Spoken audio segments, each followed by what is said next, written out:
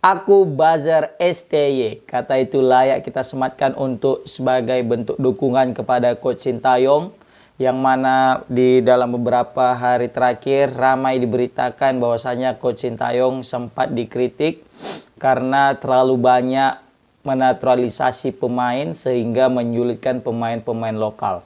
Dan disebutkan juga ketika Coach Sintayong ini dikomentari atau mungkin dikritik, langsung banyak buzzer beliau yang menyerangnya dengan ya bukan hanya dirinya saja tapi ada juga kawan yang lain seperti itu. Nah, sebenarnya agak miris juga kita mendengar kata ini ya, apalagi di situ langsung ada STY yang menyaksikan gitu kan. Kita tahu Coach Sintayong sudah berusaha ya semaksimal mungkin untuk memajukan persepak bolaan Indonesia. Tetapi masih ada saja beberapa oknum atau beberapa orang yang tidak menyukai daripada performa Coach Sintayong untuk timnas Indonesia. Satu hal yang mesti kita ingat, ini ada orang asing, orang Korea namanya Coach Sintayong.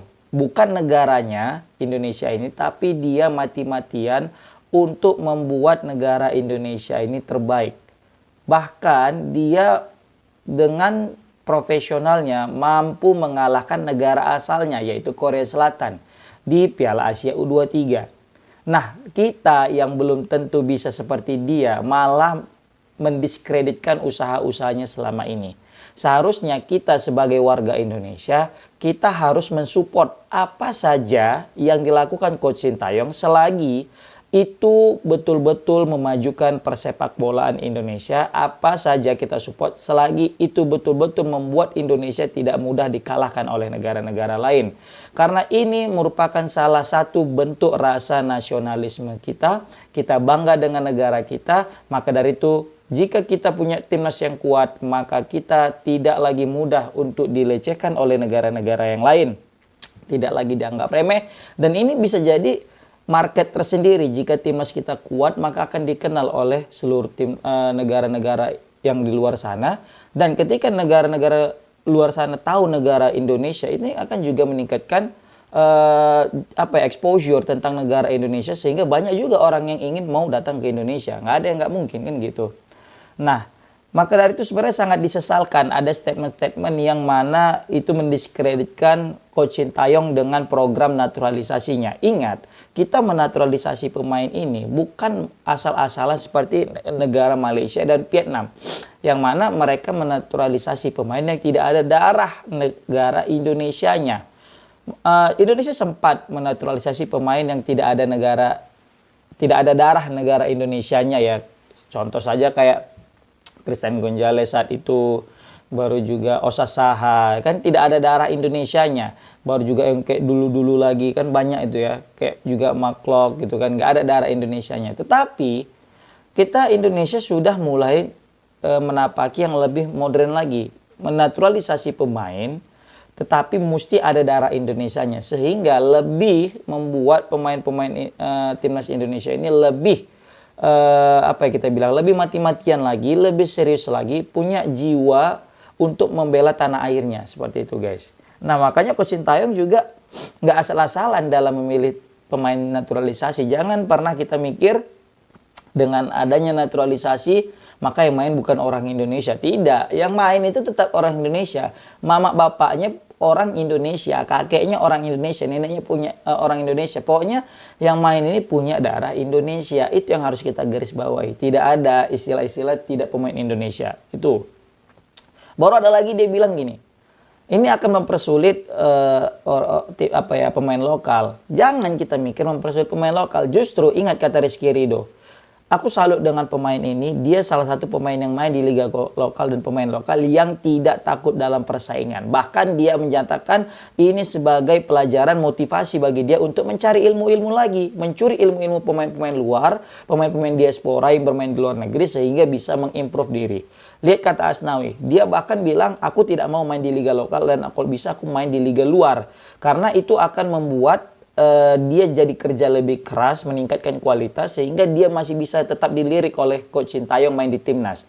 Nah, ini yang kita harapkan dengan hadirnya banyak pemain-pemain diaspora, pemain-pemain lokal kita ini lebih termotivasi lagi untuk meningkatkan kualitasnya. Tidak langsung down, tidak langsung merasa tidak layak, tidak. Tetapi justru ini sebagai motivasi. Maka bagus Coach Sintayong ini membuat kompetisi di dalam timnas itu sendiri, sehingga setiap orang berusaha untuk menjadi yang terbaik di mata Coach Sintayong. Nah, ini yang tidak ada di jiwa timnas di zaman dahulu. Sehingga ketika dulu pemain timnas itu aja, sehingga terlena, tidak ada namanya persaingan. Nah, dengan hadirnya seperti ini, maka setiap individu pemain timnas itu akan berusaha mati-matian untuk meningkatkan kualitas mereka, sehingga mereka akan terpilih. Nah, ketika mereka sudah meningkatkan kualitas dan mereka main di timnas nanti, otomatis level timnas itu akan secara otomatis akan meningkat. Karena apa? Karena setiap individu sudah meningkatkan kemampuannya.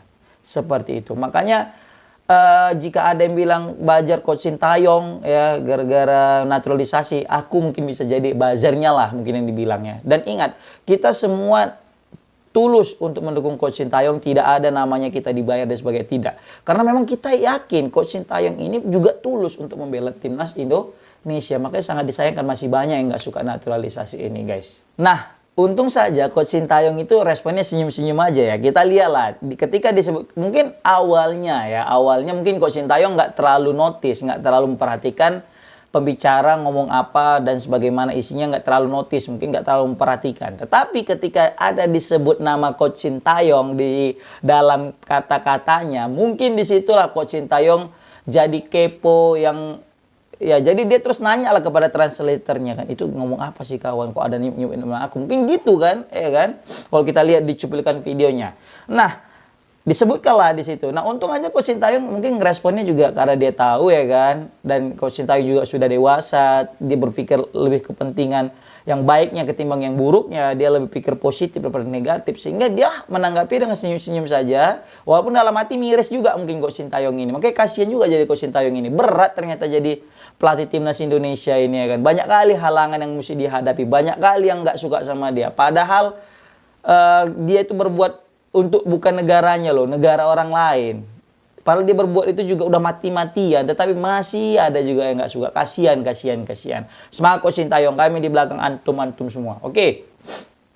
Nah, yang aku salut adalah ketika sudah selesai acara itu, Coach Sintayong diwawancarai lah untuk menanggapi tentang ya isu-isu itu. Nah, hebatnya guys, ya Allah, keren kali. Entah terbuat dari apa jiwa Coach Sintayong ini. Hebatnya, ketika diwawancarai oleh reporter, Coach Sintayong menjawab dengan baik, guys.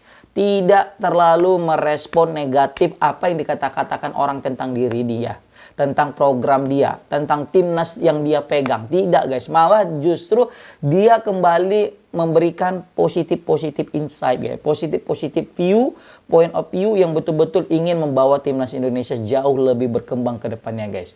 Ingat, malah Coach Sintayong itu memberikan respon yang positif, bukan malah menyerang balik, tidak. Jangan salah sangka. Pokoknya keren kali Coach Sintayong. Kata dia gini. Dia bilang mohon kepada supporter timnas Indonesia untuk tidak memikirkan hal-hal yang negatif ataupun yang berburuk tentang hal-hal yang buruk tentang timnas. Kita punya target ranking 50. Bayangkan, dia langsung bilang target 50. Dengan adanya naturalisasi ini, maka justru kata dia, timnas Indonesia tidak akan mudah lagi dikalahkan. Betul, seperti yang dia bilang. Dia bilang seperti itu. Tidak akan lagi mudah dikalahkan. Karena ketika timnas kita yang sekarang, yang dulu kali itu sangat mudah dikalahkan dengan mengandalkan pemain-pemain biasa. Nah, dengan hadirnya pemain diaspora ini, justru membuat timnas Indonesia semakin kuat dan tidak mudah dikalahkan. Dan pemain-pemain lokal juga akan lebih berkembang. Dan dia bilang gini, mohon jangan terlalu fokus kepada yang negatifnya atau terlalu fokus bilang bahwasanya pemain lokal nanti akan sulit dan sebagainya. Tapi ingatlah, dengan hadirnya pemain diaspora ini membuat timnas kita itu jadi lebih baik, tidak mudah dikalahkan. Target Coach Sintayong itu bahkan sampai masuk 50 besar, guys. Bukan kaleng-kaleng, ranking 50.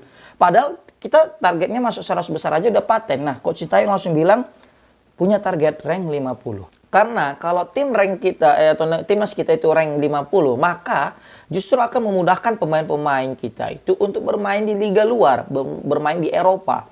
Kebanyakan pemain-pemain kita ini tidak bisa berkarir langsung di pemain lokalnya di liga luar ya karena itu. Karena rank negara kita itu sangat-sangat rendah.